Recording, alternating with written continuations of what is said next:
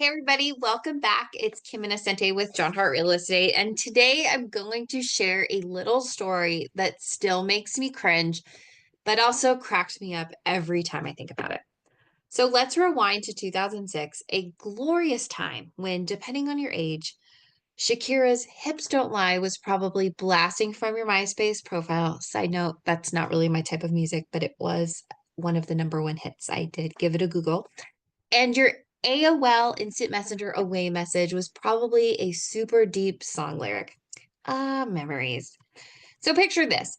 The sweet smell of frosting and freshly baked bread, usually a comforting backdrop to my afternoon, was suddenly shattered by this furious voice.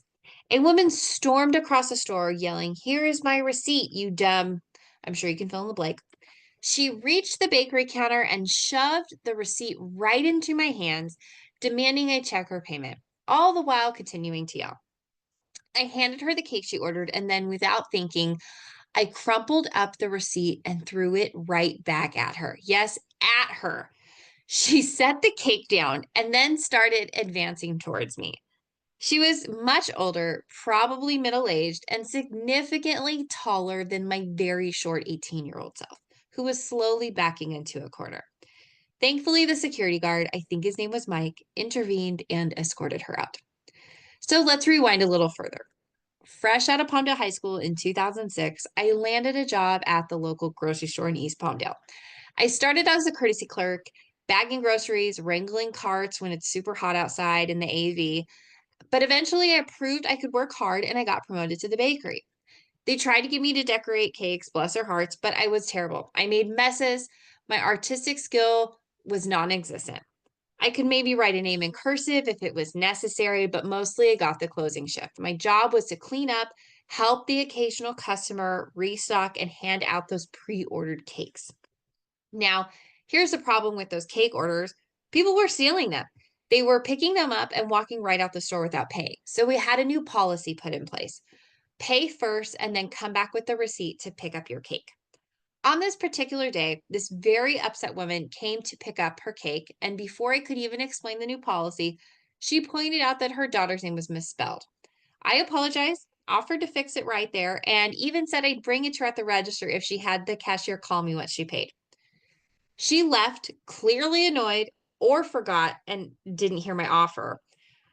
As I was finishing up fixing her cake, I heard her yelling as she marched back across the store towards the bakery, waving her receipt and, shall we say, expressing her displeasure with me.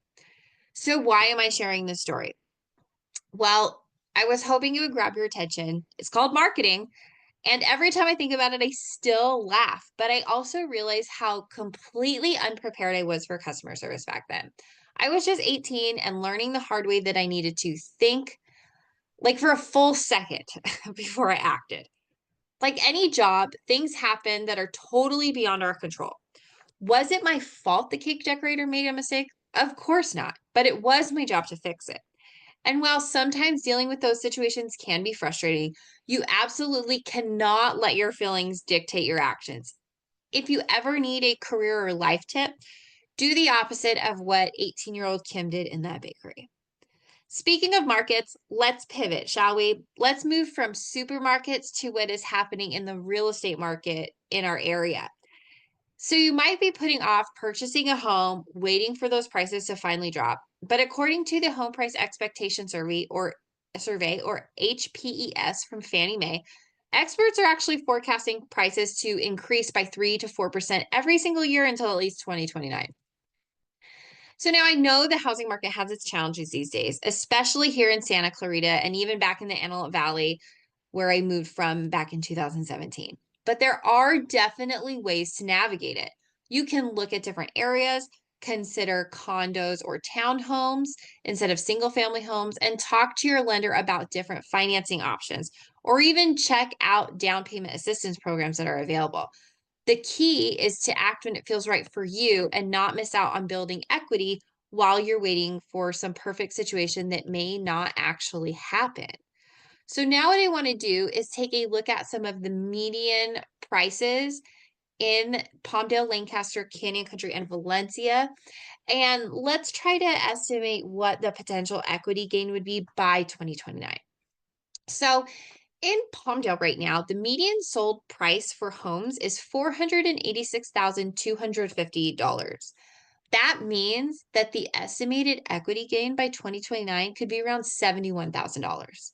In Lancaster, the median sold price is $479,900, which gives you an estimated equity gain of, again, around $70,000.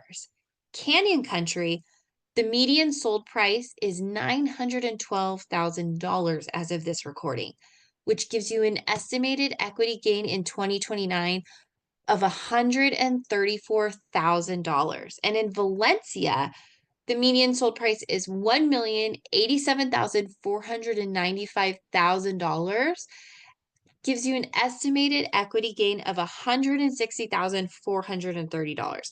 Now, keep in mind, these figures are for single family homes only, and the data that I got is provided by Realtors Property Resource and the Home Price Expectation Survey. And keep in mind, these definitely are estimates, but they do give you a good picture of the potential of real estate. If you have any burning questions about the poor choices I've made as a teenager in a grocery store or bakery, or if you want to discuss how I can help you buy or sell a home in this market, please feel free to give me a call at 661-618-2591, or you can check out the show notes where I will list my licensing information and my website. I promise I will not throw anything at you besides good information and market stats. Thank you so much for listening. Have a great day.